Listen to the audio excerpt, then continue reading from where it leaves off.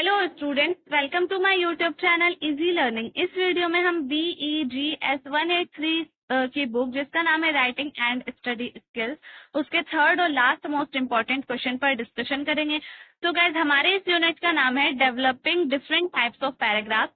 इससे पहले मैं इस यूनिट के 2 क्वेश्चन की वीडियोस अपलोड कर चुकी हूँ। अगर आपने वो नहीं देखे तो प्लीज चैनल की प्लेलिस्ट में जाकर आप वो भी देखिए, उनका लिंक मैं डिस्क्रिप्शन में भी डाल दूंगी।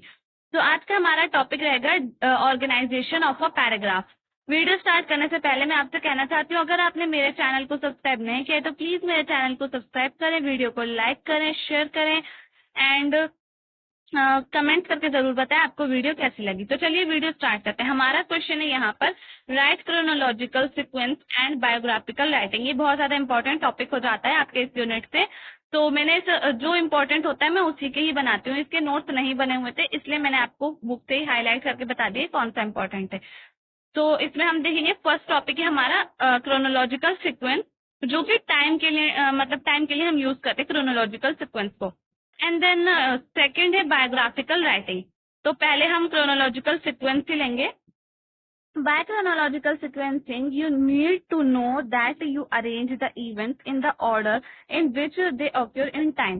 तो जो क्रोनोलॉजिकल सीक्वेंस जो होती है उसमें हम इवेंट्स को जो है अरेंज करते हैं टाइम के according, beginning the first event, on going to the next event and so on until you come to the last event। मतलब कि सबसे पहले हमारा जो फर्स्ट इवेंट होता है वो स्टार्टिंग में आ जाता है, फिर उसके बाद उसका नेक्स्ट इवेंट, ऐसे ही लास्ट तक चलता रहता है। नेक्स्ट इवेंट के बाद उसके नेक्स्ट जो इवेंट हुआ होगा तो वो इस तरह से लास्ट इवेंट तक चलता रहता है।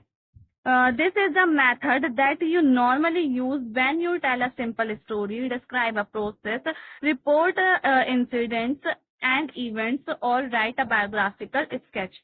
So ये जो क्रोनोलॉजिकल सीक्वेंस होती है ये हम कहाँ कहाँ यूज करते हैं? जब भी कोई हम सिंपल स्टोरी लिख रहे होते हैं या फिर कोई भी प्रोसेस को हम अच्छे से डिस्क्राइब कर रहे होते हैं। तो प्रोसेस में ऐसे ही होता है, एक के बाद एक इवेंट्स आते हैं, बैक टू बैक इवेंट्स आते हैं, तो उसको हम एक एक करके लेते हैं टाइम के अकॉर्डिंग। तो आई होप आपको समझ में आ गया होगा। फिर रिपोर्ट इंसिडेंट, कोई भी एक इंसिडेंट होगा उसकी हम रिपोर्ट बना रहे होते हैं, तो पहले उसका टाइम लिखा जाएगा, फिर उसके बाद क्या हुआ वो लिखा जाएगा। तो इस तरह से हमारी एक रिपोर्ट तैयार होती है। फिर उसके बाद इवेंट्स, कोई भी इवेंट के बारे में हम लिख रहे हैं तो उसमें भी ऐसे ही होता है। फिर बायोग्राफिकल स्केच, किसी भी राइटर के बारे में हम लिख रहे हैं, उसकी बायोग्राफी लिख रहे हैं, या फिर कोई भी राइटर किसी की भी बायोग्राफी लिखता है तो उसमें जो है वो क्रोनोलॉजिकल सीक्वेंस होती है, उसकी लाइफ में पहले क्या हुआ, बाद में उसके बाद क्या हुआ, उसके बाद क्या हुआ। तो ऐसे बैक टू बैक इंसिडेंट्स आते जाते हैं। सेकंड पॉइंट है हमारा बायोग्राफिकल राइटिंग। तो बायोग्राफिकल राइटिंग में यही है कि बायोग्राफिकल स्केच जो होता है उसी के बारे में हम पढ़ेंगे इसमें। When you write biographies, you will probably realize that the cues used to organize the biographical details chronologically।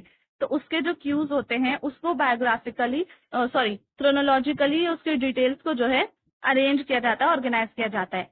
Are the dates mentioned in the text, उसकी जो डेट्स होती हैं उसको भी उसमें मेंशन किया जाता है। You will find the most biographies are organized sequentially in a clear time frame according to the dates of important events। तो कोई भी जो बायोग्राफी होती है उसको सिक्वेंशियली ऑर्गेनाइज किया जाता है, उसका टाइम क्या था, टाइम के अकॉर्डिंग, एंड जो डेट्स होती हैं इंपॉर्टेंट इवेंट्स की उसके अकॉर्डिंग। तो ये जो क्वेश्चन है हमारे यहाँ पे फिनिश हो चुका है। आई होप ये आपको समझ में आ गया होगा। अगर आपको वीडियो अच्छी लगी तो प्लीज वीडियो को लाइक करें, शेयर करें, चैनल को सब्सक्राइब करना ना भूलें। Thank you.